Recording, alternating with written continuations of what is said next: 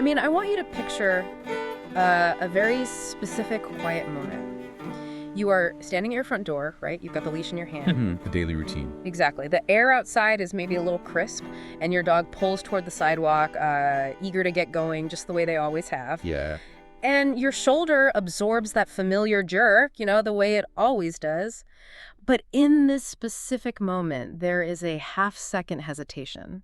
Oh, wow. Yeah, it's just a tiny recalibration in your body. It's almost imperceptible, but you notice it, something that just wasn't there before. It is, it's a profound realization, honestly. And it happens in just a fraction of a second. You realize in that tiny hesitation that, the dog didn't change. Right. Okay, let's unpack this, because we have a fascinating stack of source material today looking at this exact dynamic. We really do. It's this unique, constantly shifting relationship between older adults and their dogs. And I want to be clear with you listening, because my initial thought when I saw these sources was like, oh no, is this going to be a depressing lecture about losing independence? I know. I had the exact same hesitation. But we really need to set the tone immediately here. Yeah. When society talks out aging and pet ownership, the narrative almost always defaults to this tragic trope about giving up a beloved companion. Right, the heartbreaking separation. Exactly. And that is decidedly not what we are exploring today. The source material is an empathetic, brutally honest look at how human bodies subtly change over time and, more importantly, how we can intelligently adapt to sustain what is arguably one of the most precious bonds in a person's life. It's basically a blueprint for adaptation, right? Not a white flag of surrender. And one of the sources frames this bond with a phrase that I cannot get out of my head. It refers to the dog as the architecture of the day. Yeah, such a powerful phrase. It really is. When I read that, I immediately pictured like the invisible scaffolding of a building. You don't necessarily stand on the sidewalk and admire the scaffolding, right? No, usually you ignore it completely. Right, but it is the raw structure that holds absolutely everything else up. A dog provides that same invisible framework for a human's day. When your internal motivation might completely sag, maybe you're tired, maybe you're feeling a bit, that scaffolding is holding the hours together. The scaffolding analogy is so spot on. I mean, think about the mechanics of human motivation. Okay. As we age, especially post-retirement, the external structures of our days, the commute, the office hours, the school run. Well, right, they all just kind of vanish. Exactly. Yeah. What a dog provides is this unprescribable mix of routine and purpose. The medical community has, countless interventions for older adults, but no physician can write a prescription that replicates the biological drive to care for another living thing. Wow. The dog is the undeniable reason you actually get out of bed at 7 in the morning. Because they don't care if it's Sunday. And they definitely don't care if it's raining. Precisely. They are the reason you put on a coat and step outside. When the weather is just gray, the wind is blowing, and your personal motivation to go for a walk is essentially zero. Right. That scaffolding keeps physical activity going when other, more formal types of exercise have just quietly fallen off the calendar. Like you might have stopped going to that morning yoga class, or maybe the stationary bike in the spare bedroom has become a very expensive coat rack. We've all been there. We really have. But you are still walking the dog. And the sources point out that it's not just the physical movement, right? There is a massive social component here. Oh, absolutely. A dog is just a wildly effective social lubricant, especially for older adults who might live alone. And the best part is, the social dividends require absolutely zero planning. You aren't, coordinating a coffee date or forcing yourself to join a club. No, you just walk outside, a neighbor smiles at you, someone stops on the sidewalk to ask what breed your dog is. Yeah, or another dog owner gives you that knowing nod as you cross paths while, trying to manage the leashes. Exactly. And the text points out that these moments are incredibly brief. But for someone living alone, brief does not mean insignificant. Those tiny human exchanges are the tethers that anchor you to the broader community. What's fascinating here is how a dog also keeps the sensory systems engaged in ways we rarely measure. Ooh, tell me more about that. Well, as we age, there is a natural tendency for life to sometimes contract around the edges. Our world can physically shrink to fewer rooms and socially shrink to fewer contacts. Like your bubble just gets smaller. Exactly. But a dog completely interrupts that contraction. There is always something demanding your senses. The dog wants breakfast, and you have to physically rise and navigate the kitchen. Right. The dog moves through the hallway, and your ocular system has to literally track them. The dog sits by the door, and you have to put down the book you were reading, physically shifting your auditory and visual attention. Wow. The dog is continually pulling the center of your life outward. I love that. It is such a beautiful image, that outward pull, keeping you fiercely engaged with the world. But that outward pull is also the tension point in our deep dive today. Is the crux of the issue, yes. Because if dogs bring all this incredible life, energy, and physical movement into a home, what happens when that exact same boundless canine energy meets a human body that is subtly, quietly changing? Yeah, that paradox is the core conflict our source text zeroes in on. Right. The very qualities that make a dog so valuable to an older adult, their energy, their responsiveness, their spontaneous physical presence. Are the exact same things that make them tricky. Yes, they're the exact same qualities that create underappreciated physical risks. We harbor this massive misconception about how older adults actually get hurt. Okay. We picture these dramatic events, falling off a ladder, slipping on an icy staircase. But the data paints a very different picture. Most falls for older adults happen during incredibly ordinary moments. Okay, let's put a pin in that. What defines an ordinary moment in this context? Like, what are we talking about here? We're talking about turning around in a hallway to see what the dog is chewing on, stepping off a standard, 2-inch street curb, reaching for a drop leash just below waist level. Just everyday stuff. Exactly. Getting up from a living room chair because the dog barked at the window. A dog introduces dozens of these ordinary physical moments into a single day, and many of them require sudden, uncalculated movements. Let's zoom in on the biomechanics of that unpredictability for a second. I want to look at the physics of the walk itself. Okay, let's do it. Because when a dog suddenly lunges, maybe they see a squirrel or another dog across the street, that pull on the leash doesn't just stay isolated in your hand. Not at all. The text breaks this down so clearly that kinetic force travels instantly. It hits the hand, shoots through the wrist, up the elbow, into the shoulder socket, and then it travels right down into the trunk of your body. Yep, completely shifting your center of mass forward. Now, I have to push back just a little bit here. I'm listening to this and I'm looking at my goofy, tail-wagging golden retriever. Is my dog suddenly a menace? Like, has the dog become the bad guy in this scenario? Not at all. And the source text is very careful to make that distinction.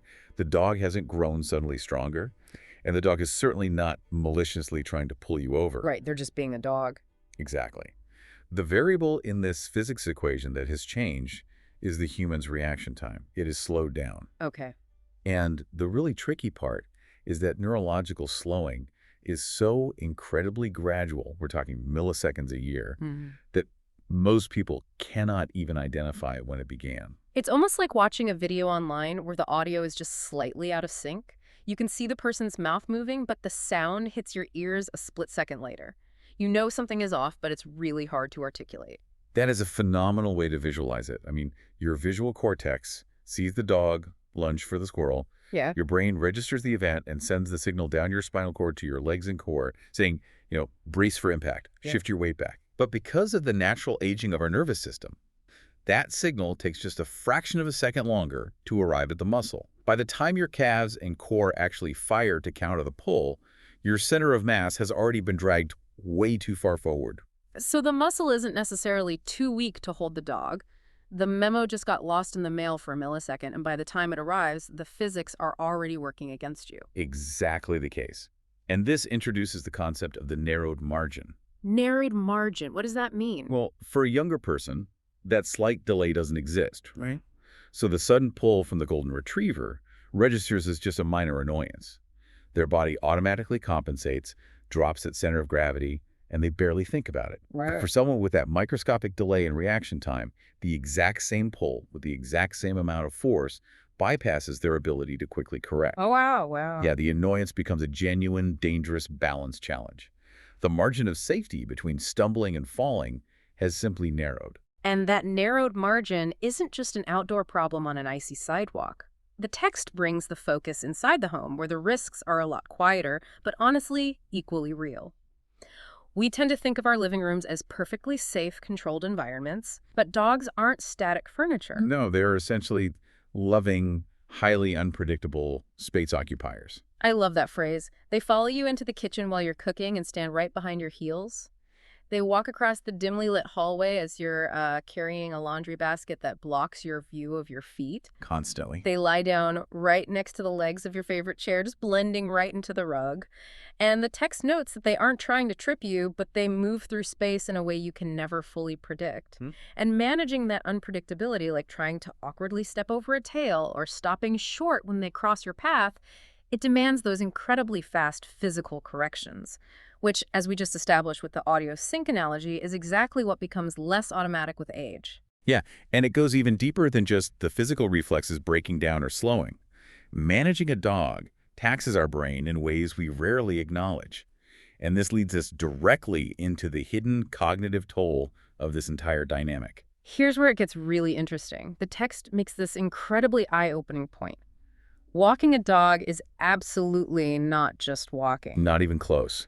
It is a highly complex, multi-system task. I was trying to think of an equivalent to describe the cognitive load here. It's like, imagine driving a car with a manual transmission in heavy stop-and-go city traffic while simultaneously trying to read a complicated paper map spread across the steering wheel. That sounds incredibly stressful. Right. But to a bystander just watching you drive by, it just looks like you're sitting there moving forward. It looks effortless. Yeah. But inside the car, your brain is secretly working overtime just to keep the engine from stalling, monitor the pedestrians, and not rear-end a taxi. The manual transmission analogy perfectly captures the essence of what the source text calls divided attention. Divided attention. Let's break down the actual neurological task the text identifies when you are just taking the dog out. Okay, let's hear it. You are physically monitoring the tension on the leash through proprioception. You are reading the dog's body language to see if they're about to bolt. Your visual system is scanning the ground ahead for uneven pavement or tree roots. You are checking the street for traffic. You might be holding a waste bag in one hand, which alters your arm swing and natural balance. Wow. Yeah. And on top of all that, you might be trying to hold a conversation with that neighbor who stopped to say hello. It's a massive multitasking event disguised as a leisurely stroll. Exactly. This raises an important question about how balance actually works in the human body. We tend to think of balance as a purely physical attribute, leg strength, core stability, inner ear function. Right, like how long you can stand on one foot. Yeah, but balance relies incredibly heavily on available cognitive bandwidth. Your brain needs processing power to synthesize spatial information and send those corrective signals to your muscles. So, when your attention is split across 6 different micro-tasks, the leash tension, the pavement crack, the neighbor's story, the traffic. Your brain is basically running too many heavy applications at once. Oh, that makes total sense. When your attention is deeply divided, your body's capacity for quick physical correction is severely reduced. The walk that looks so simple from the outside is asking far more of the older brain than it appears. The cognitive bandwidth required to simply stay upright and catch a stumble is being siphoned off by the demands of managing the dog. I want to pause here for a second just to reflect on the emotional weight of this reality for the listener. Because if you have a dog you love, acknowledging that your body and your brain are changing in these ways is incredibly hard. It really is. Facing this narrowing margin of safety, admitting that the audio is a little out of sync. How do you face it without feeling like you are just giving up your role as their caretaker? That ego hit is definitely the hardest part. The text explicitly calls out that honest self-assessment is the most difficult hurdle in this entire process. Yep. Admitting vulnerability feels like a betrayal of the caretaker role you've held for years. So what does this all mean for the owner? The text points out that having to change the way you manage your dog can feel like a concession to age. It feels like a tiny surrender to say, I can't walk my own dog the way I used to. The text forcefully, yet very gently, reframes this entire narrative. And this is the mindset shift that is so crucial for anyone listening. Okay, lay it on me. Adapting how you handle your dog is not evidence of your decline. It is evidence of the exact same good judgment that has served you well your entire life. Wow. Think about it. When you were younger, you adapted to new jobs, you adapted to new homes, you adapted your parenting style as your kids grew. This is no different. Changing your approach isn't surrender. It's an empowering, intelligent self-assessment. Let's get into the practical side of that empowerment. The source text provides some really specific practical adaptations that prove just how manageable this shift can be. And the first one blew my mind because I see people do it all the time, assuming it's the safest option, the leash grip. Ah, yes, the instinctual wrist wrap. Yes. Wrapping the leash tightly around your wrist feels incredibly secure. You feel like you have total control over the animal. Right. But the text points out the hidden biomechanical danger. If you wrap the leash, you've created a permanent tether. You've essentially turned your arm into a lever. If the dog lunges and pulls your center of gravity past your toes, you cannot physically release the leash to save yourself from falling. Your hands are tied. Exactly. The text suggests holding the leash loosely in the palm or using a leash with a comfortable ergonomic grip handle. You keep the control, but you retain the vital ability to let go if you absolutely have to bail out to save your balance. And we can also look at the physics of the walk itself. The text suggests using a shorter leash. Makes sense. From a pure physics standpoint, a shorter leash provides more control because there is simply less runway for the dog to build up momentum. Right, they can't get a running start. Exactly. Less momentum means less force, which means significantly less torque on your shoulder and spine if they do pull. Furthermore, the text reminds us that training a dog not to pull is possible at any age and for any breed. Really? You can teach an old dog new tricks. You absolutely can. If you invest the time to retrain the dog to walk with a loose leash, you fundamentally change the physics of the walk. You eliminate the sudden kinetic force entirely. And we can take that same logic back inside the home, right? The laws of physics don't stop at the front door. True. If falls happen in ordinary moments because dogs are unpredictable space occupiers, you can actively control the indoor environment. The text suggests clearing your interior walkways of dog beds and scattered chew toys. Such a simple fix. It sounds almost too simple, but removing those static underfoot obstacles drastically reduces the visual clutter. Your brain doesn't have to process the dog bed and the dog. It gives your divided attention a break, reducing the chance of an in-home fall when you're already trying to navigate around the animal itself. Then there is the emotional adaptation, which might be the hardest one of all. Asking for help. Oh, yeah.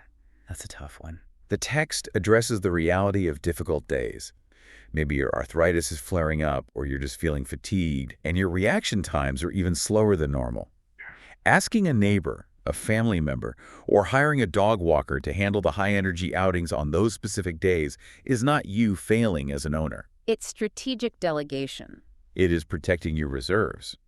By offloading the highest-risk walks, you are ensuring you remain healthy enough to handle the daily gentle routines that actually matter most to you. You manage the risk so you can continue to enjoy the bond safely. That is such a healthy way to look at it. If we connect this to the bigger picture, the profound takeaway from the source text is that none of these adjustments, the shorter leash, the palm grip, moving the dog bed, hiring a walker, none of them are really about the dog. Right. They are entirely about making the relationship between the two of you sustainable. Which brings us back to you, the listener. If you have a dog lying at your feet right now, all of the beautiful things we talked about at the beginning remain absolutely true. That dog can keep you moving when the weather is terrible. Absolutely. That dog can make an empty, quiet house feel inhabited and alive. They can turn the chore of a daily walk into a genuine connection with your community. All of that is real.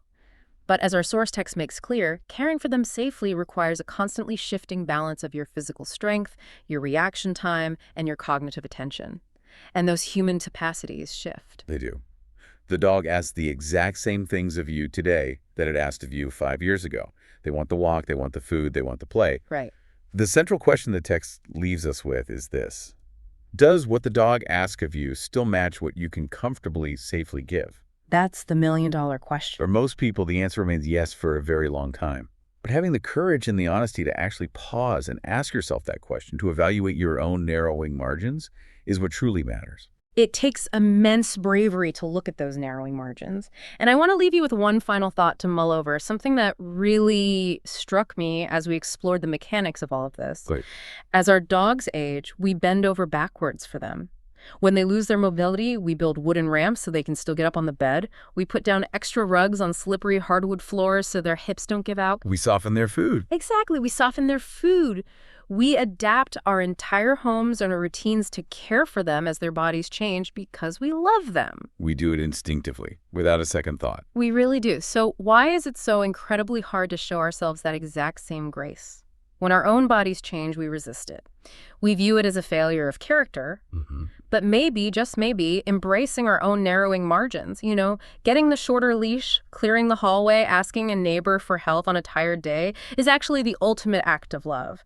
Because by adapting ourselves, we are ensuring that we can safely hold our end of that leash for as long as humanly possible. Sustaining the bond, that is the entire goal. Next time you're standing at the door, leash in hand, and you feel that tiny hesitation, don't ignore it, listen to it. It's just your body reminding you to hold on smart so you can hold on longer.